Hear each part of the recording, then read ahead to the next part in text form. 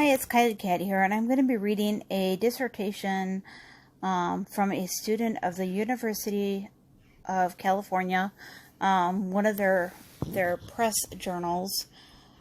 The article or dissertation is called "Escaping the Perils of Sensational Television Reduction: A&E's Networks Escaping Polygamy as a Reality TV Atrocity Tale."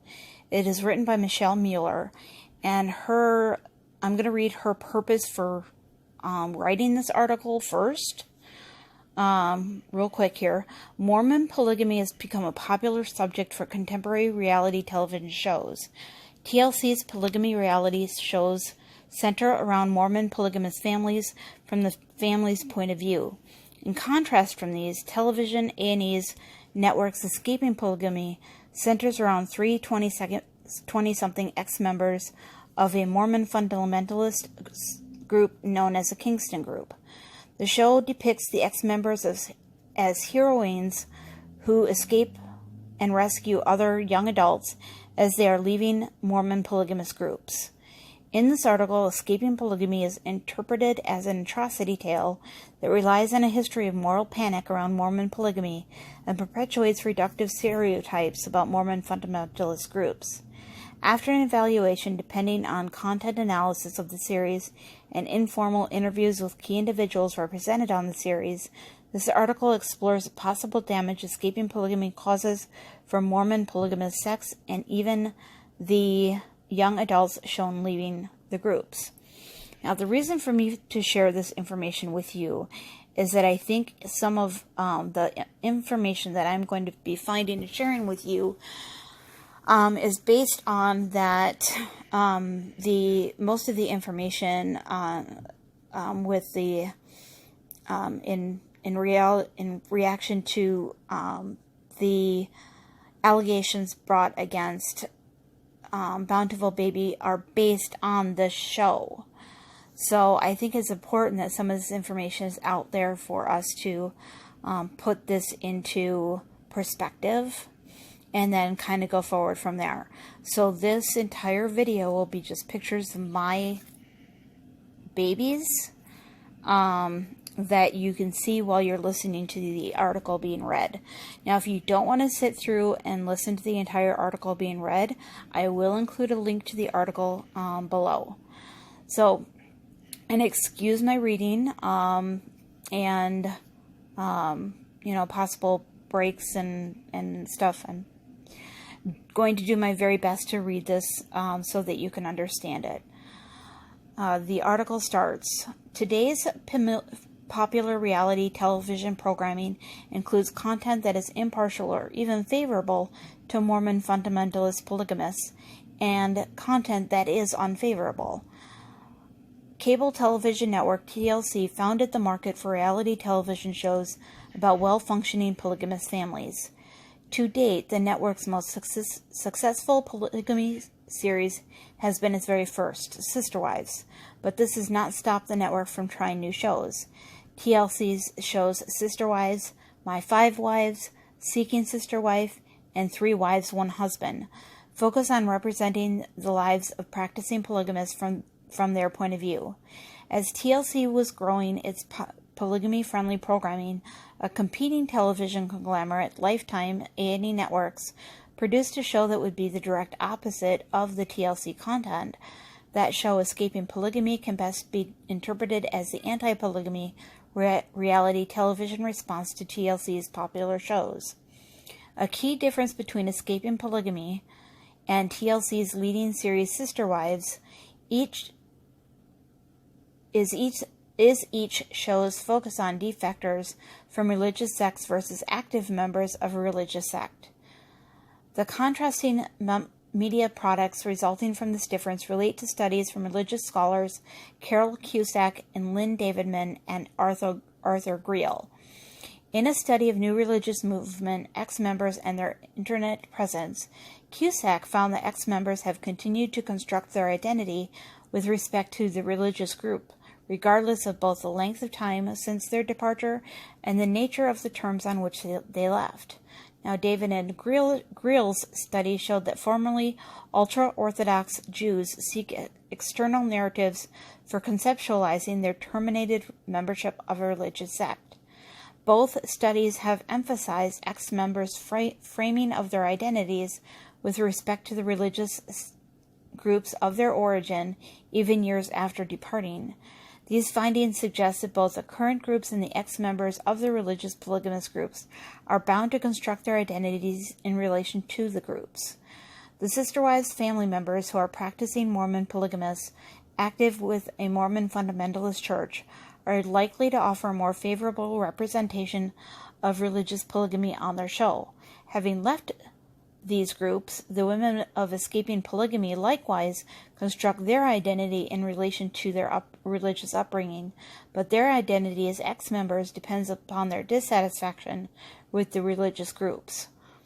The shows are framed in ways that evoke contrasting relations from audiences. In their study, Davidman and Greel discovered that former ultra-Orthodox Jews lacked scripts for making sense of their exit from the Haredi, Haredi community. Former members of the Kingston Group and other Mormon fundamentalist groups, however, have a script. Their script is informed by the books written by other ex-members who are known anti-polygamy advocates. These books include Karen Jessup's Escape and Flora Jessup's Church of Lies. The creators of Escaping Polygamy develop television storylines that perpetuate the most severe complaints against Mormon fundamentalist sects from their former members. The reality television shows on both networks are edited according to the tones the media and the media professionals wish to set. For example, Sister Wives documented a family situation when Cody, the husband in the polygamous family, proudly announced that he had picked out new wife Robin's wedding dress, which made the Sister Wives feel circumvented. After Cody's announcement, Christine was so upset she walked off the set. In their book, the family reports that the episode made it seem that she returned shortly thereafter, when in actuality she was so upset she avoided Cody for 3 days. This manipulation downplayed a conflict in a religious polygamous family, ultimately making a family disagreement seem relatively benign and limiting the amount of pain seen by viewers. Escaping Polygamy's manipulations do the opposite, as this show depends upon religious polygamy appearing dangerous. David G. Bromley and Anison Shoup and D.C. Ventimiglia, I hope I said that even close, defined an atrocity tale as a presentation of an atrocity, real or imaginary, in such as a way as to A. evoke moral outrage by specifying and detailing the value violations, B. authorize implicitly or explicitly punitive sanctions, and C. mobilize control efforts against the alleged perpetrators. This article analyzes escaping polygamy as an atrocity tale created as a profitable enterprise. The space for this type of content was created by TLC shows which are more sympathetic toward polygamy. Escaping polygamy brings to the reality television genre the same moral panic that has followed the Mormon fundamentalist population in news media and court rhetoric. The show falsifies events, conflates all fundamentalist Mormon populations as if they're one homogeneous culture. I probably said that wrong, I apologize. And focuses on the most culturally shocking aspects in order to provoke moral outrage in the audience. Escaping polygamy authorizes implicitly or explicitly punitive sanctions by alleging incest, child abuse, forced underage marriages, and the expulsion of lost boys. Escaping polygamy mobilizes control efforts against the alleged perpetrators by presenting women and men in the communities as needing to be rescued. Jason Bivens described media consumers' desire to be titillated as the erotics of fear.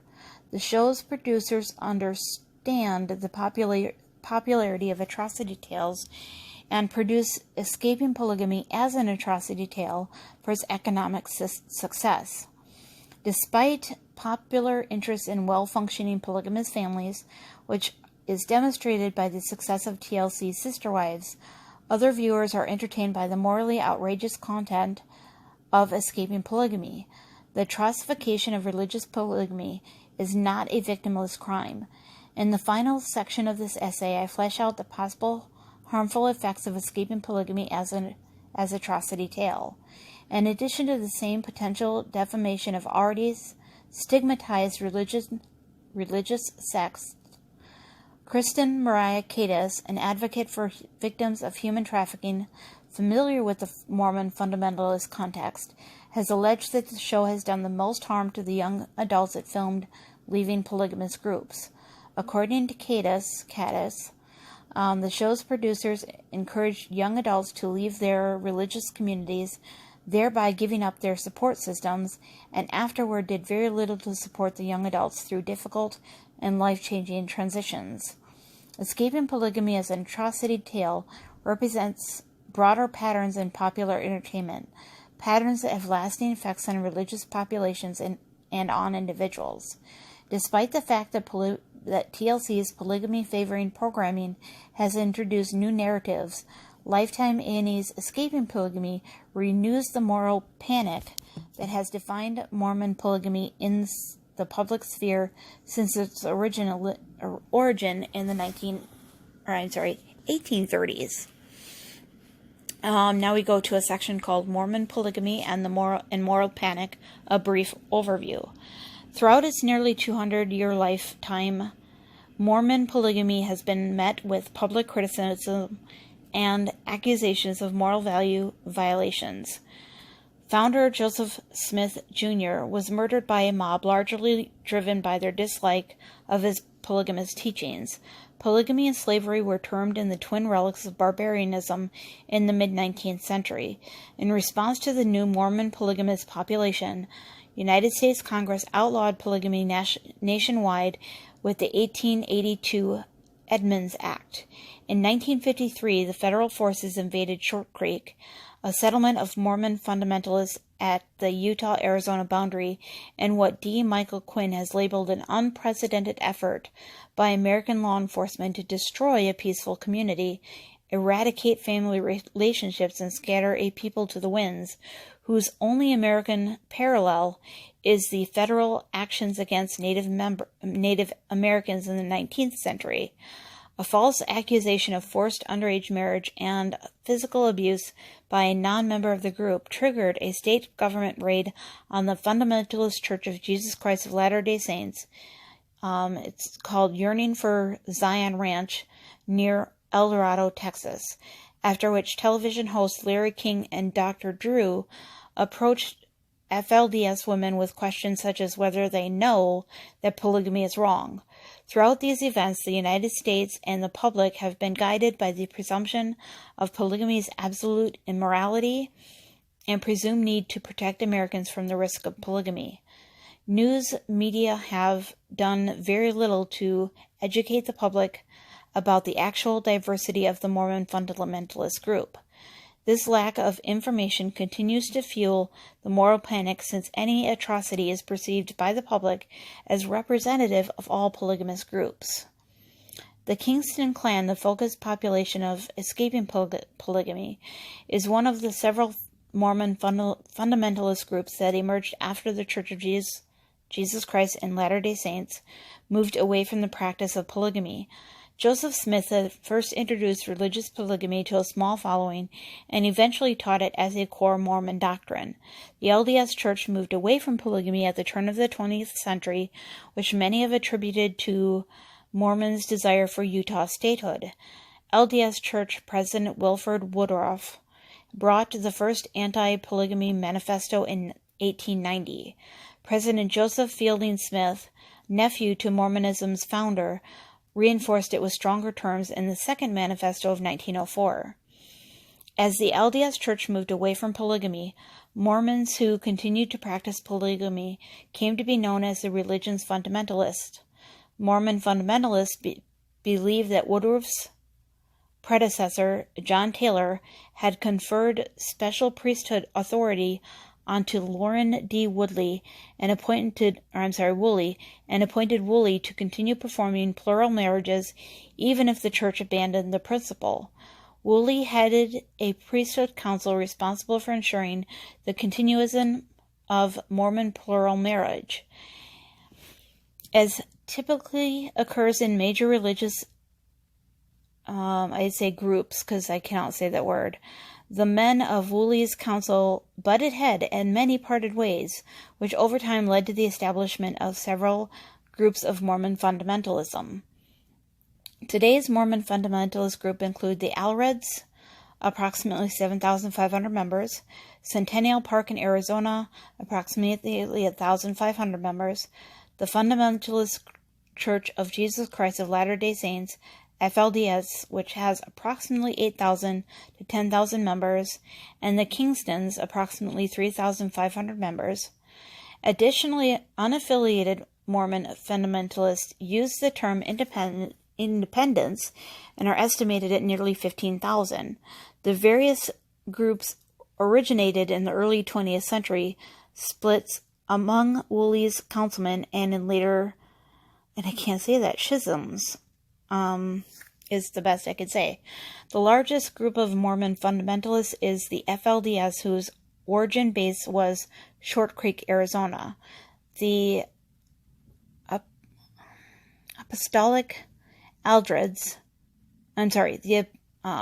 Apostolic United Brethren, also known as the Aldred Group or simply the Aldreds, was established by Rulon Aldred in a splintering from the existing Short Creek group.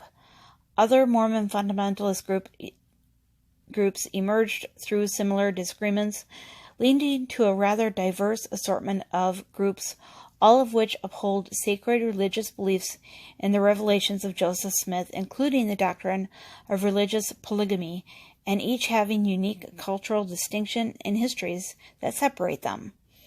The 1930s and its Great Depression saw the establishment of the Kingston Group, which today is a focus of escaping polygamy.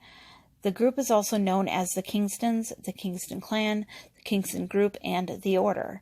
Charles Eldon Kingston, better known as Eldon Kingston, led the formation of the new group after his father, Charles W. Kingston, parted ways with Short Creek leader John Barlow, one of Woolley's original council. Eldon Kingston led the new movement under the name of the Davis County Cooperative Society, or DCCS. Eldon Kingston's movement united families who believed in the principle of plural marriage and others who were not affiliated with Mormonism, and brought the families economic benefits through their coming together in the form of a cooperative and working for a common goal. The organization's goals included sustainability and economic success, and also protection for its polygamous members whose religious practice was illegal. Although the DCCS was more overtly an economic, political, and social organization, Eldon's nephew John Ortel Kingston assumed the leadership of the group upon Eldon's passing in 1948 and introduced a religious branch as an affiliate of DCCS. Ortel Kingston's church was the Latter-day Church of Christ and is now recognized as another Mormon fundamentalist group. This group is currently headed by Ortel Kingston's son, Paul Kingston, whose brother Daniel Kingston is the biological father of Escaping Polygamy's 3 heroine characters. The Kingston clan, and specifically its patriarchs, have been accused of several violations of moral values, the alleged violations being consistent with the accusations against other Mormon fundamentalist sects or Mormon polygamy at large. The accusations include child abuse, harm toward women, forced underage marriages, and incest. The Kingston group's practice of consanguineous marriages, I'm sorry I said that so badly, which include marriages between first cousins and are criminalized in Utah, has contributed to the group being ripe for sensationalist dramatization on television. With respect to popular concerns about the well-being of women and children in religious polygamy, anthropologist Janet Benion identifies key variables for harm which sometimes coexist with polygamy but are not specifically with polygamy. Benion's key variables include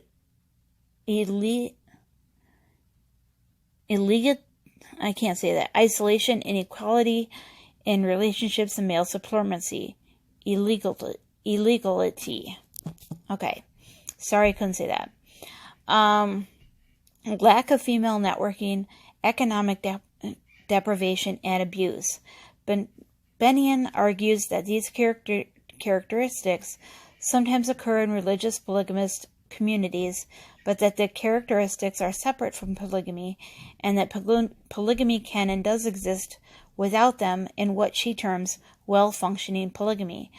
Benion adds that child abuse, forcefully arranged marriages, and sexual abuses, including incest, have occurred in religious polygamous societies, but the same and other abuses have occurred in non-polygamist religious societies.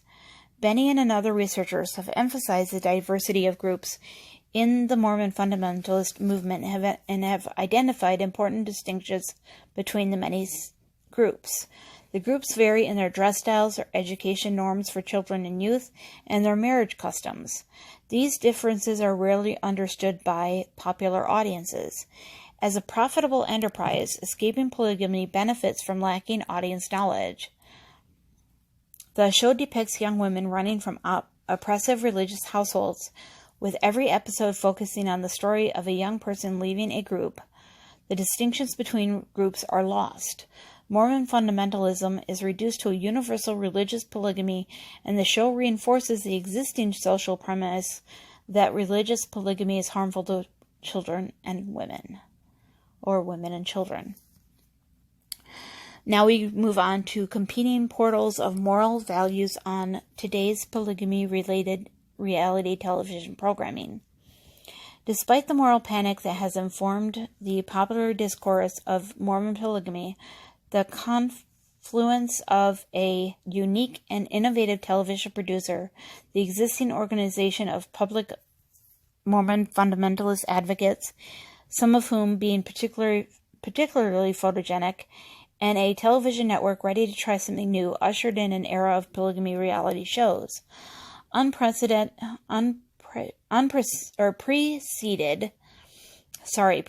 by HBO's favorable representation of a modern polygamous family in its fictional drama series Big Love, TLC introduced a favorable approach toward representing polygamists on reality television, and with the addition of other shows became the leading network for polygamy reality TV. Competing network A&E Networks, which is parent company to Lifetime, joined in the available market for polygamy reality TV, but instead of taking TLC's favorable approach, relied on the moral panic impulse reminiscent of other anti-polygamy media to attract and retain viewers. In this section, I summarize the current polygamy-related reality television programming, which consists of TLC shows and A&E's network Escaping Polygamy, with the exception of the very short-lived Escaping the Prophet. TL shows have been overwhelmingly positive representations of polygamous families, emphasizing the life stories of polygamists from their points of view and highlighting their balanced family values. Escaping Polygamy is the exact opposite. This show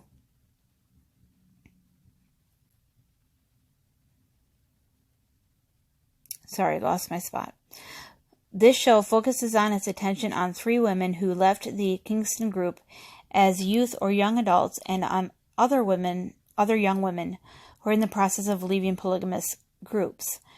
TLC shows and A&E Network's Escaping Polygamy are framed to evoke opposite reactions in viewers: sympathy with an alternative population in the former and moral outrage in the latter. The first of the polygamy reality shows was Sister Wives.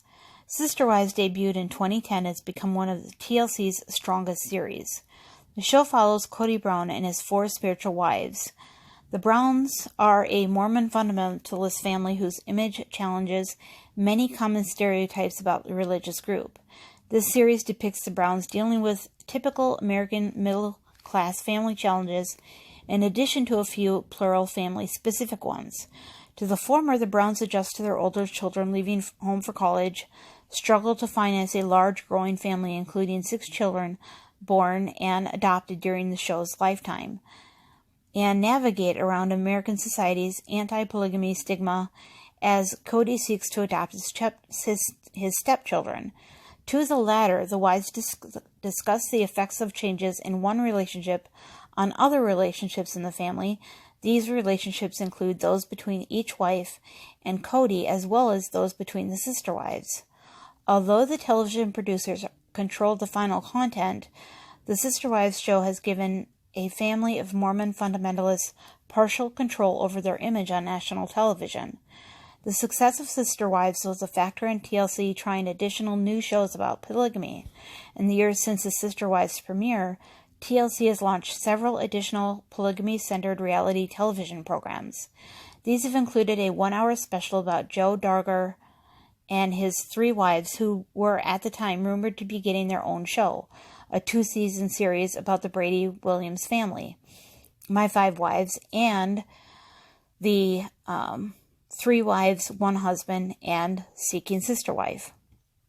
Like Sister Wives, My 5 Wives represented a modern polygamous family who valued their consensual plural relationships and dealt with discrimination. The Brady Williams family advocated progressive social views, approaching topics of homophilia, sexism, and racism on the show. Unlike Sister Wives, the Brady Williams family have been critical of the Alred group, the sect of Mormon fundamentalism both families came from. As young men, Brady Williams and Cody Brown had been peers in the sect.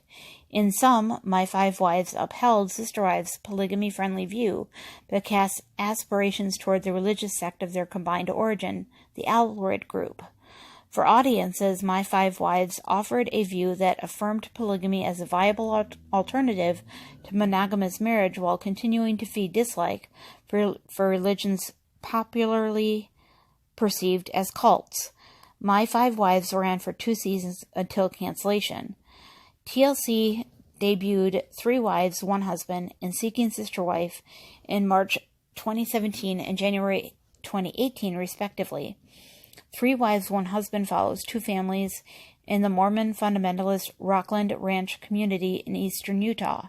Seeking Sister Wife shows 2 polygamist families, one of whom just added a 3rd wife and the other looking for a 3rd wife, and 1 African-American polygamist couple looking for a sister wife. All of these shows include Mormon polygamists. Seeking Sister Wife is the only one of these shows that has included polygamists beyond Mormon fundamentalism, as it includes, in addition to 2 Mormon polygamous families, 1 African-American polygamous family who have not disclosed their religious identity. TLC's second polygamy series, My 5 Wives, was unique because this show focused on a polygamous family who had disaffiliated from a Mormon fundamentalist sect.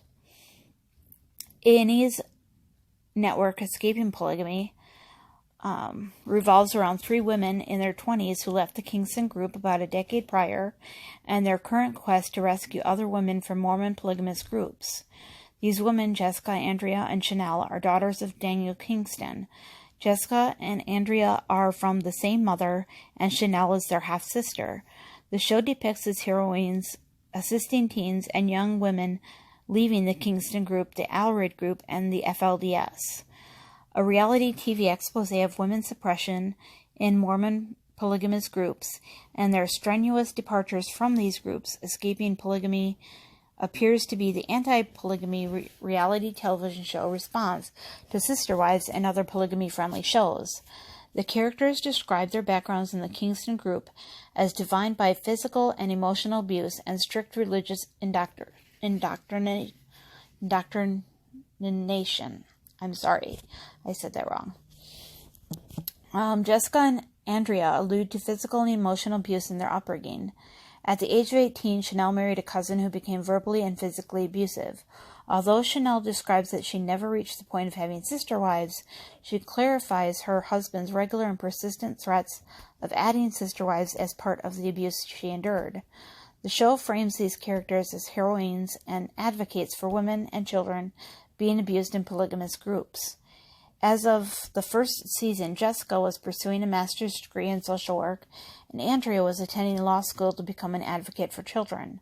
The show continues the conflation of all religious polygamous groups as if they are a single homogeneous culture, and ensures that the worst aspects, which may be real or imagined, appear representative of polygamous culture in general.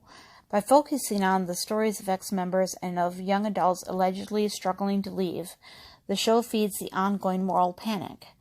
Jessica, Andrea, and Chanel's backgrounds in the foster system with adoptive parents are substantiated with official documents and news reports, yet the show relies on a few extreme events to exaggerate new plot lines. The show echoes the accusations of moral values violations that have historically informed public opinion about Mormon polygamy. Escaping polygamy is successful as entertainment for its target audience on account of its atrocity tale nature. As an atrocity tale, Escaping Polygamy relies on existing audience fears around secretive polygamous groups of abuse within the Kingston group, which might be representative or isolated and lacking public awareness about the diversity of Mormon fundamentalists. This section is called Atrocity Tellings, Falsifications, and Manipulations on Escaping Polygamy. Escaping Polygamy producers develop a television storyline that depicts religious polygamous culture as oppressive toward women and children, and rely on ex-members with traumatic personal histories to propel the storyline forward. Escaping Polygamy actors and RIVR media exaggerate and respin events to further the viewer's assumed bias against polygamy. The show uses music and melodrama to represent the young adult's departures from polygamous sex as terrifying and risky. The show's producers use television techniques such as overly dramatic language and sound effects to guide the viewers into perceiving the Kingston group and other polygamous groups as much more sinister than the show's own data actually communicates. While some of the stories in the shows might be told accurately or with partial accuracy, dialogue on the show frequently contradicts what is actually caught on film in the scenes that depict practicing polygamous and polygamous culture. In these cases, the dialogue, which emphasizes the Kingston group and other polygamous groups as malevolent, masks the neutrality or even benevolence of the cultural artifacts and events being filmed. The pilot and the series at large work to elicit in viewers emotional outrage toward religious polygamous groups, sympathy for and valorization of the show's three heroes, and perhaps also pity or anger toward women like Chanel's mother, Shirley, who chose to stay in polygamy. The emotionally provocative tropes inherent in Escaping Polygamy storylines make for a tale about atrocities and the heroes who survive them. In marketing, the show's producers represent Escaping Polygamy as a series about true stories. In actuality, the show is a product of the entertainment industry. The producers make use of audience fears of polygamous sex for a successful television show. The show's producers select terms that are likely to incite moral panic in viewers. Many of the terminologies usages are falsifications, exaggerations, or rhetorical choices.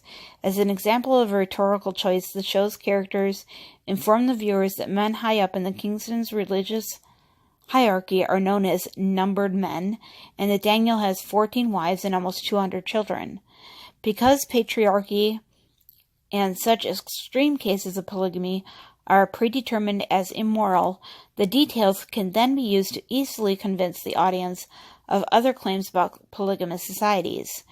As an example of a falsification, each character who has left a polygamous group is introduced with the caption, "Escaped so many years ago," regardless of the group each departed from and the details of his or her leaving. As the episodes continue, the stories told reveal that many of these very cast members who left the religious groups on their own and without forceful resistance. The label "escaped" is therefore quite the exaggeration, which works to elicit the moral outrage characteristic of atrocity tales.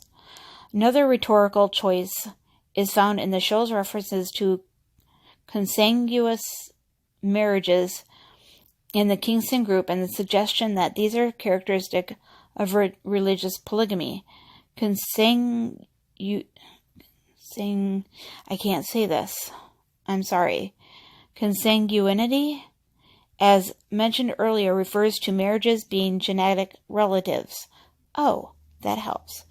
Despite genetic marriages being taboo and depending on the state and the degree of relation, sometimes illegal in the United States, they are accepted and even considered ideal in parts of Africa, Asia, and Americas. Incest has been defined as sexual intercourse between persons so closely related that they are forbidden by law to marry. Therefore, marriages between cousins are always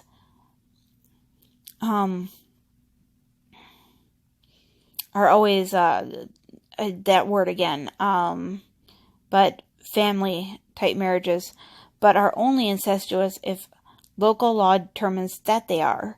Utah and Arizona states with historic Mormon polygamous populations have outlawed marriages between first cousins, whereas some other states, Colorado and Minnesota, for instance, do not prohibit marriage between first cousins. According to the show's characters, the Kingston family claims a divine bloodline that they trace to Christ, and the Kingston elders teach that their divine marriages are immune from incest-related genetic issues.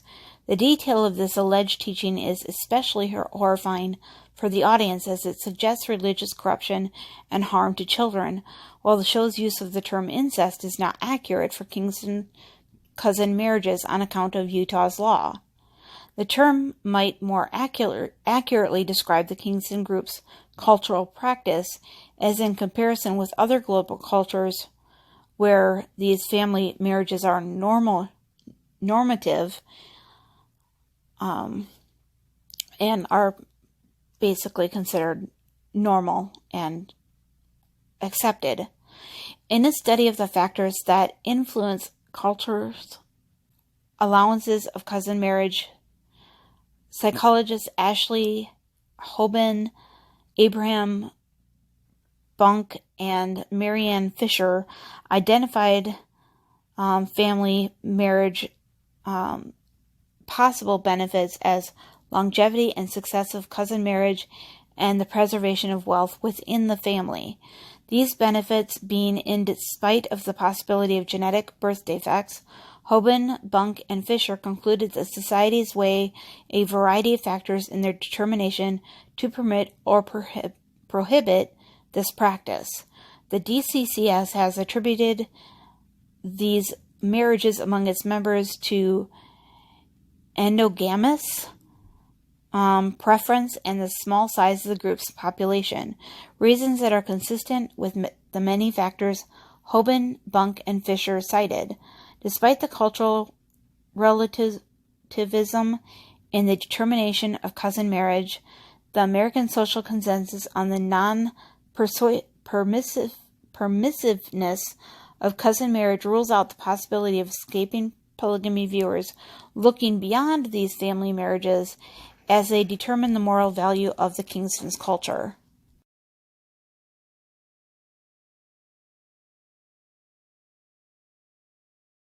Okay, I'm back. I'm sorry, I had to take a break for just a brief moment.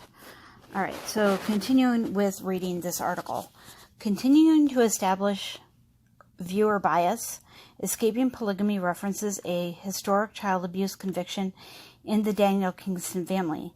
In 1998, Daniel was accused of beating his 16-year-old daughter, Marianne, after she resisted marrying his brother, David Kingston. Daniel pleaded no contest to the assault charge and served 28 weeks in county jail. The uncle to whom Marianne was allegedly promised for marriage, David Kingston, was convicted of incest and unlawful sexual conduct with a minor. He was released early after 4 years in the state prison. As a result of there being known high-profile atrocities within this case and the crimes by Warren Jeffs and Tom Green, media consumers are quite prepared to accept both similar accusations about other Mormon polygamous groups and other accusations against the Kingston clan. Lori G. Buman wrote about the related context of polygamy-related trials in British Columbia, whereby the court was shown videotapes of ex-polygamous women who recounted the horror stories of their experiences that led to there being no space for doubt that polygamy was inherently harmful. Escaping polygamy presents individual instances as supporting evidence for all sorts of accusations, including the accusation that the Kingstons' religion is defined by abuse and that all religious polygamy shares the same abusive behavior. The show relies on moral panic as a motivating factor in viewership and thenceforth its economic success. As with news reports relating to Marianne Kingston, described above, the news trail exists for Jessica and Andrea from a decade prior to the Escaping Polygamy show. Only scrutinous viewing of the show reveals that the show's evidence contradicts its character script. In 2004, Jessica and her younger sister Andrea were removed from their parents as a result of abuse accusations.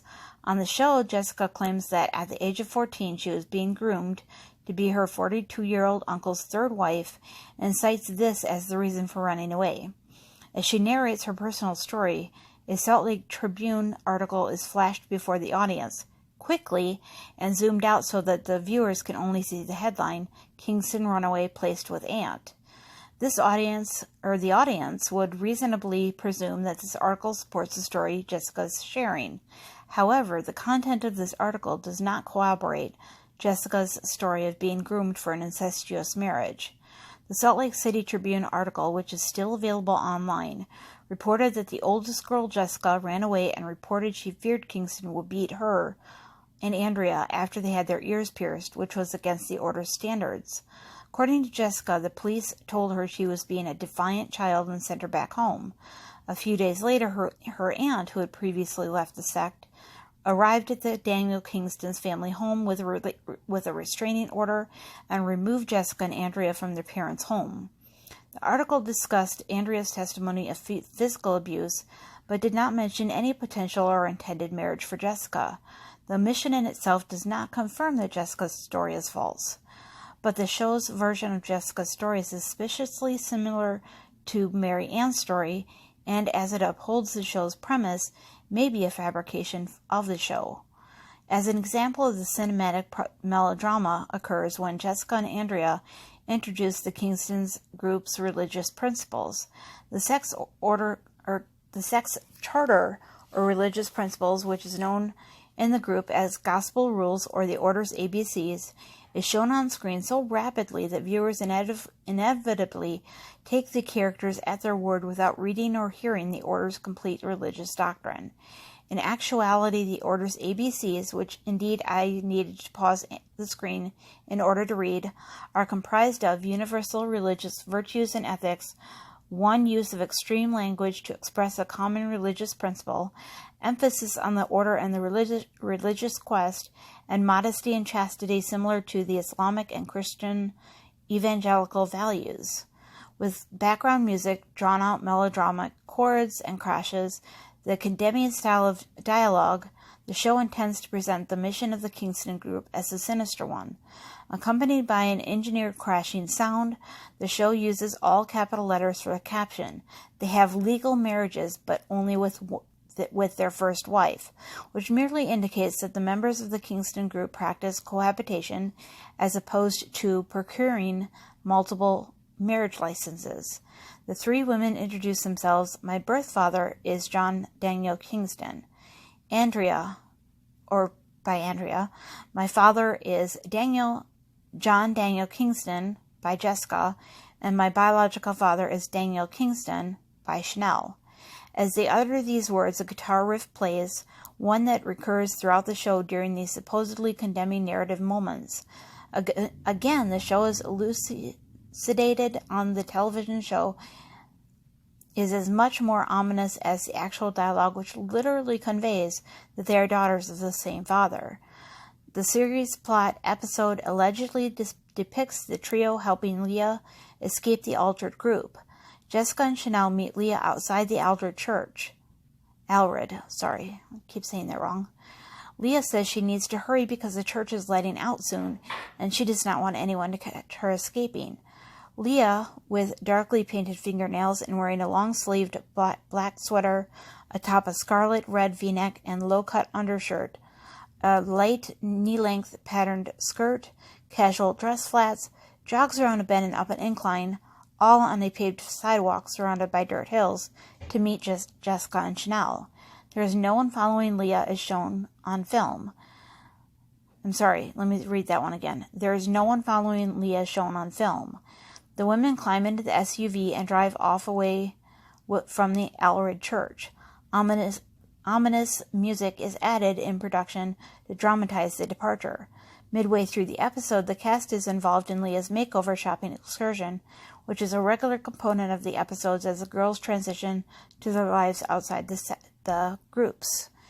In the scene, Leah says that the women in the Aldred group are expected to wear long-sleeved shirts to their wrists and long pants to their ankles, which is in direct contradiction with Leah's own initial appearance. This contradiction is part of the show's pattern of fabrications that bias the viewers against the groups. In the final quarter of the plot, we meet Amanda, 17, and fiancé Eric, 21, who left the Kingston group together and are planning their wedding. The couple met at Kingston social events and wanted to date, but Amanda's father and another man, a cousin of hers, but Amanda's father had another man, a cousin of hers, in mind for Amanda to marry. Amanda reveals that her father wasn't happy with her decision, but the show does not suggest that any force was used to keep Amanda and Eric in the group. The show has dramatized in its dialogue the sense that women are trapped in these communities, whereas Amanda left on her own and chose her husband. Amanda expresses a fear that her father will show up at her and Eric's wedding. Since she claims she does not know what to expect from her father in this situation. She does not name any specific behaviors, but her fearful tone suggests that he might do something to get in the way of her marrying Eric. When the father does show up uninvited, his actions do not support the image of the fundamentalist community the core cast members of Escaping Polygamy have taken pains to depict. Specifically, the father waits in line with other guests to be greeted by the couple, hugs his daughter Amanda while she has tears in her eyes, apologizes to Eric for his previous behavior, and congratulates Eric on the marriage. Chanel, to whom Amanda's father was formerly a father-in-law, had expressed her own fear of seeing him and being reminded of past traumas. Again, his actions are unlike those that have been foreshadowed in the television drama. During the reception, Chanel confronts the ex-father-in-law for permitting his son's abuse during their marriage. The former father-in-law acknowledges the role he played.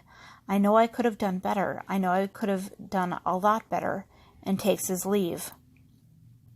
The core cast members repeat script tropes that polygamous communities are universally harmful for women, keeping them trapped, while the fundamentalist community members filmed do not uphold this image in their actions.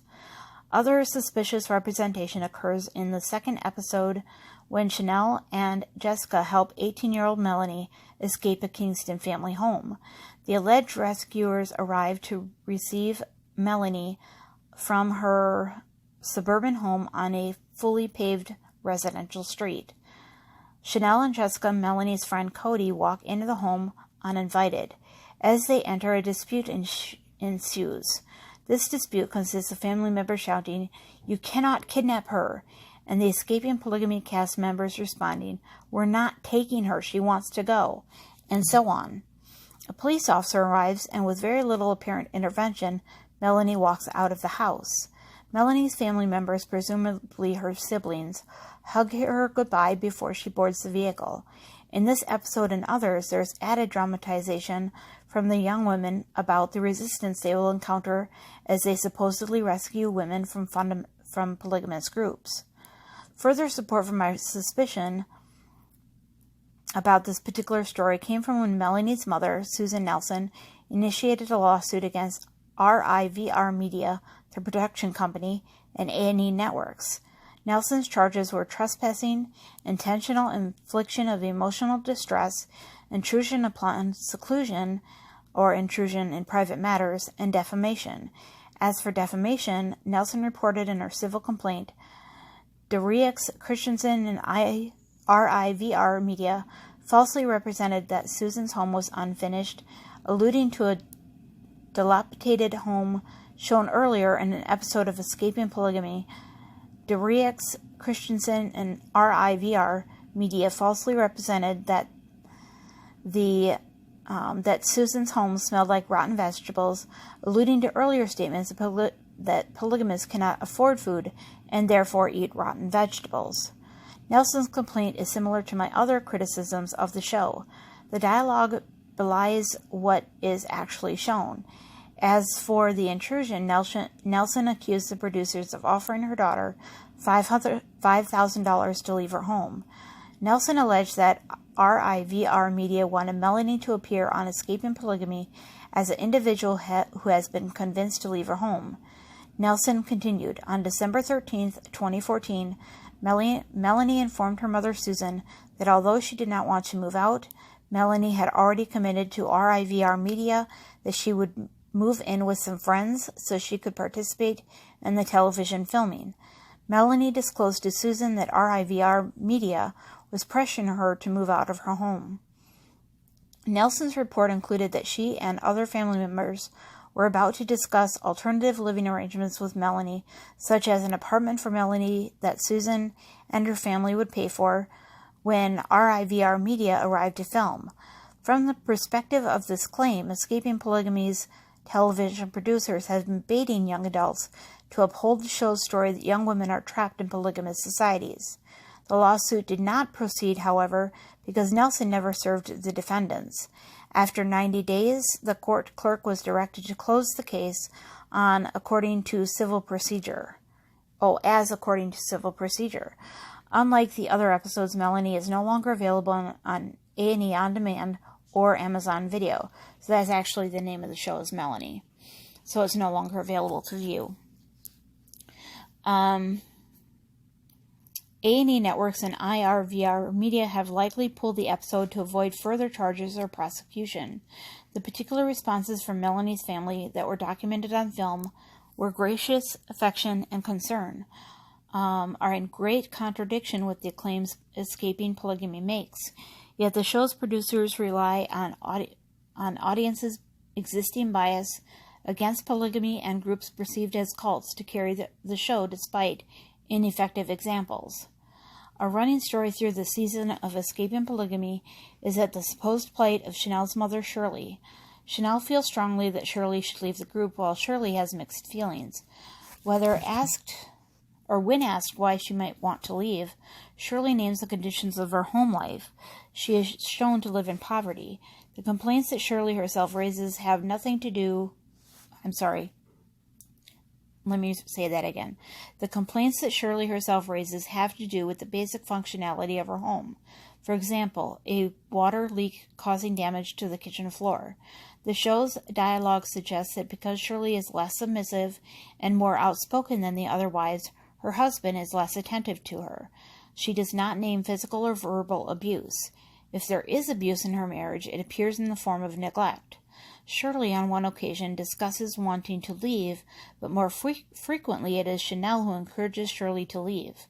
The footage provided on the show suggests that this could be a textbook case of a person in an abusive cycle who remains with her abuser, or an instance of the television show producers forcing a certain interpretation of Shirley's situation without regard to Shirley's own understanding of or wishes for her life.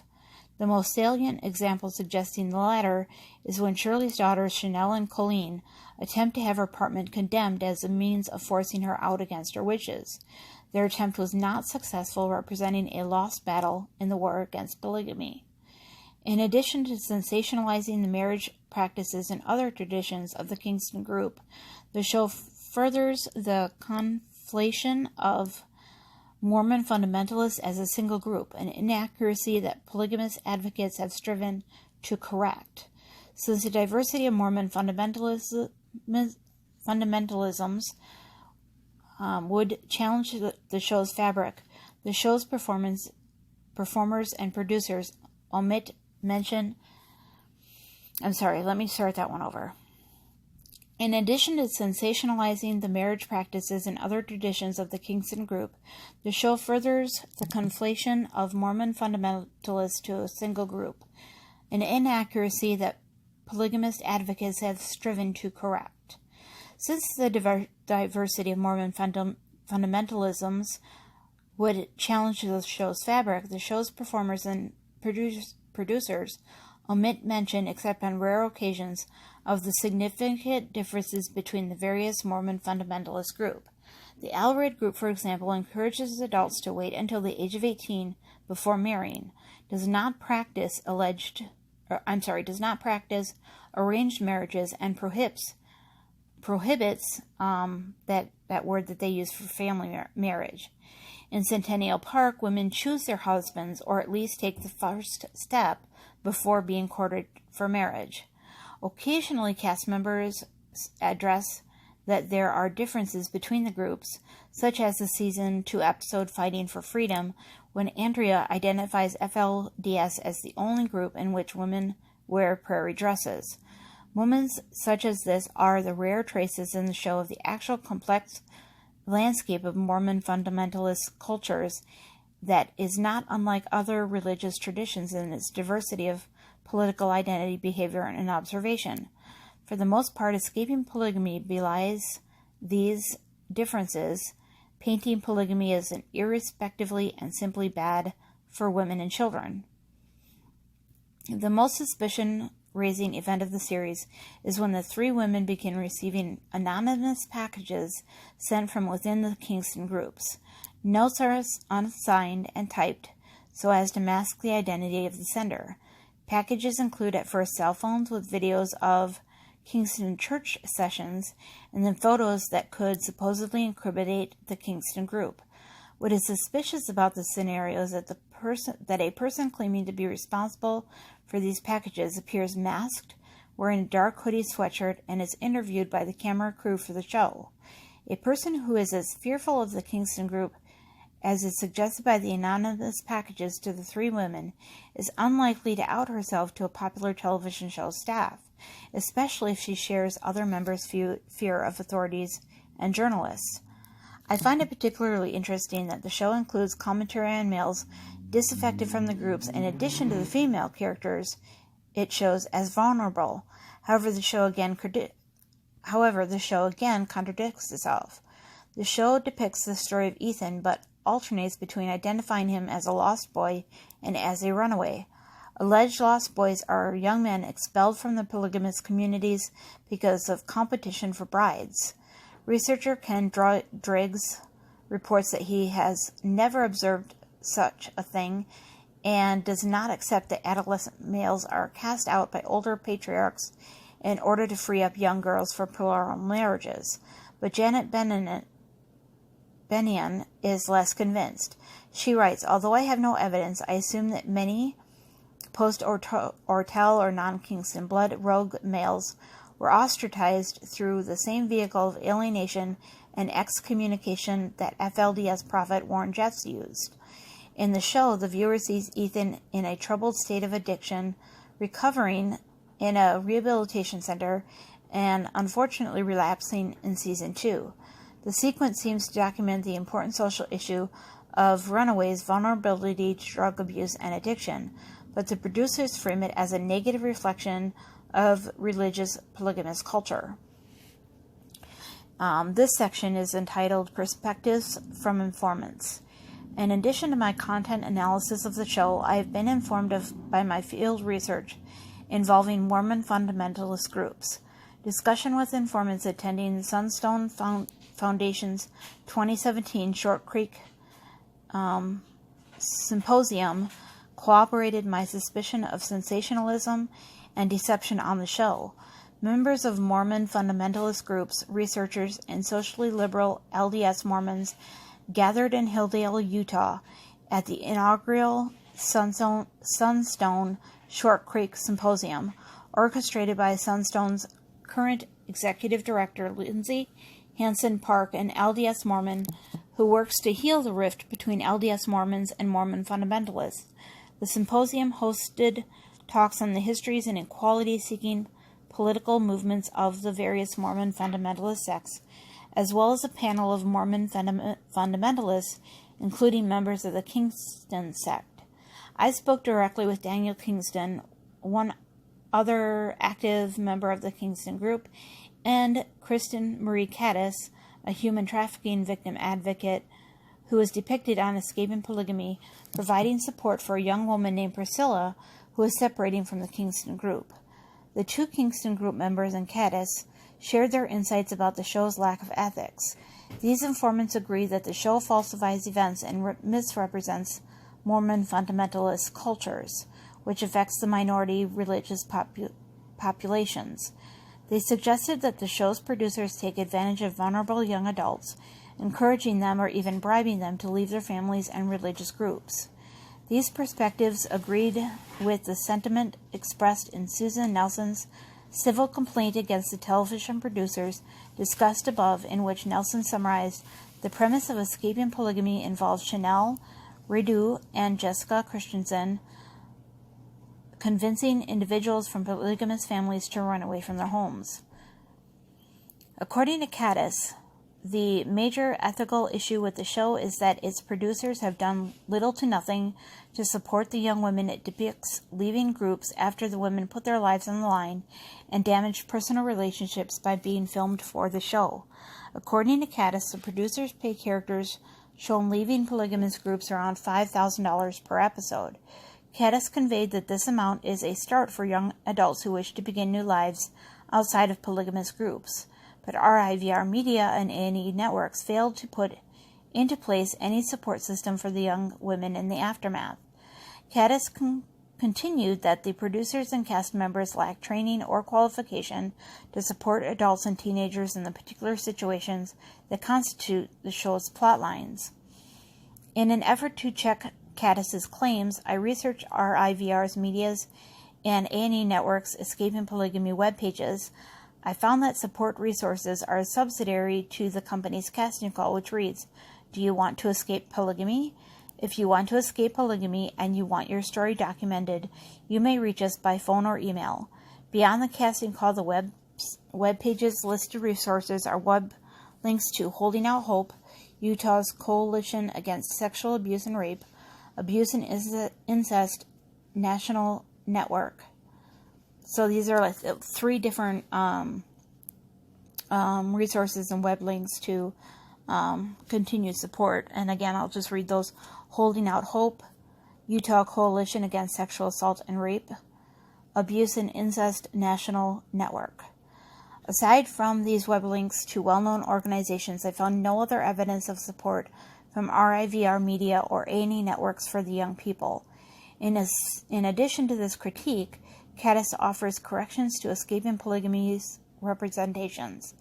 In response to every former member of a polygamous group receiving the label of escaped on the show, Caddis stated that whereas escaped may be an accurate term for some of the characters, others simply left. She explained if someone wants to leave, they just leave. They don't have to crawl out of a window in the middle of the night. Caddis's mention was in the direct reference to a specific episode of the show and matched an independent comment made to me by Daniel Kingston. In this episode, as a girl was preparing to leave her home, she was shown having a conversation with her grandmother. According to Daniel Kingston, the grandmother told the girl if she wanted to leave, she could go out the front door, and the girl responded in a hushed voice on account of the cameras, "Grandma, they won't give me the money if I don't go out the window." These two independent references from informants for the same event suggest that the television producers intentionally misrepresent the nature of the Kingston group, and by extension other polygamous groups, making them appear especially atrocious for the television audience. In addition to this example, Daniel commented on a contradiction regarding the show's claim to help a middle-aged woman, Kathy, evacuate a home in the Kingston group. According to Daniel, Kathy had separated from her husband on her own prior to the show, making this escape a fiction of the show. Furthermore, Daniel claimed that later in the series, when the cast claimed to help a girl move away from the Kingston group, the house they used as a set for her relocation is the very same Kingston home they previously claimed to move Kathy out of. Aside from these contradictions, Daniel and Caddis agreed that the show fictionalized the trajectory of women from the groups reaching out to the show's heroines for assistance, whereas the show depicts women calling, texting, and emailing the heroines for help. Caddis reported that with the exception of the heroines' direct relatives, single-episode guests were contacted and solicited directly by television producers. I presume that this was done in addition to producers' consideration of any responses to the show's aforementioned open casting call. According to Kingston sect members and the presumably more neutral human trafficking victim advocate, Escaping Polygamy's producers have falsified women's statuses within the Kingston group. The ownership details of set properties and characteristics of Mormon fundamentalist groups to accommodate the producers' intended storyline about religious polygamous groups as atrocious and their women as in need of saving. Conclusion. Television networks and production companies mediate public opinion about polygamists through their casting and content decisions. The contrast between Sister Wives and Escaping Polygamy as an example of the striking difference when practicing Mormon fundamentalist families are included in their representation, since Escaping Polygamy prioritizes only the narratives of ex-members. The portrayals of polygamous religious groups are worlds apart across TLC and Lifetime A&E networks. The latter's Escaping Polygamy simplifies the complex landscape of Mormon fundamentalists and paints a falsely universal image for a popular audience that reaffirms existing stereotypes, whereas TLC shows are friendly toward polygamous families. Based on testimonies and court proceedings related to the Marianne Kingston case, it is difficult to imagine that child abuse has never occurred within the Kingston family. Escaping Polygamy likely depicts some genuine problems in the Kingston group. The expected marriage of Amanda to her first cousin and the patriarch's neglect while his son physically abused Chanel are examples of these problems, but there is a cost. My research has shown that the show's claims of heroines, villains, and victims are problematic for actual people's lives. Religious minorities are misrepresented, and according to Caddis's view, young adults are harmed in the making of the show. Escaping Polygamy's brand as a reality television series depends on an image of authenticity even when false, but RIVR media producers professionally are neither documenters nor journalists. Escaping Polygamy perpetuation of biases against religious polygamy is a business strategy. As entertainment, Escaping Polygamy offers viewers an alternative to TLC's polygamy-friendly shows. Escaping Polygamy repeatedly heightens drama and fictionalizes instances to present a threatening image of Mormon fundamentalist communities, appealing to what Bevins terms the erotics of fear. So there is more, information and where they got where she got the information for her dissertation that she wrote. And again, there was, in the beginning of this video, I did state that the article that I'm about to read does not necessarily what's the words that you does not necessarily depict my feelings or opinions on the subject, but it is something that I think needs to be reviewed when considering that most of the information that is being used against Bountiful Baby actually comes from the show Escaping Polygamy. So I will be touching on this further in my next video, which is going to end up being part 3. But I thought that this article needed to be part 2 as a premise to part 3. And I'm always looking for information. If anyone has, you know, things that they want to send me or information, I'm actually going to put my email in the comment or in the description below, so that you can send me any information that you might have that might, you know, cast a different light on the information that I've just shared. But it's, I mean, I want to hear that. I want to know where you are getting your information. You know, I want proof. I want interviews. I want to hear what, you know, what can be said as the truth. And this article sheds a new view of the show and what the show's what they want to depict and what they want to show, you know, versus the possible realities of this situation. So this has been a very, very long video, and I apologize, so I will end it here now. Thank you for watching, and thank you for being here and listening to what I have to say.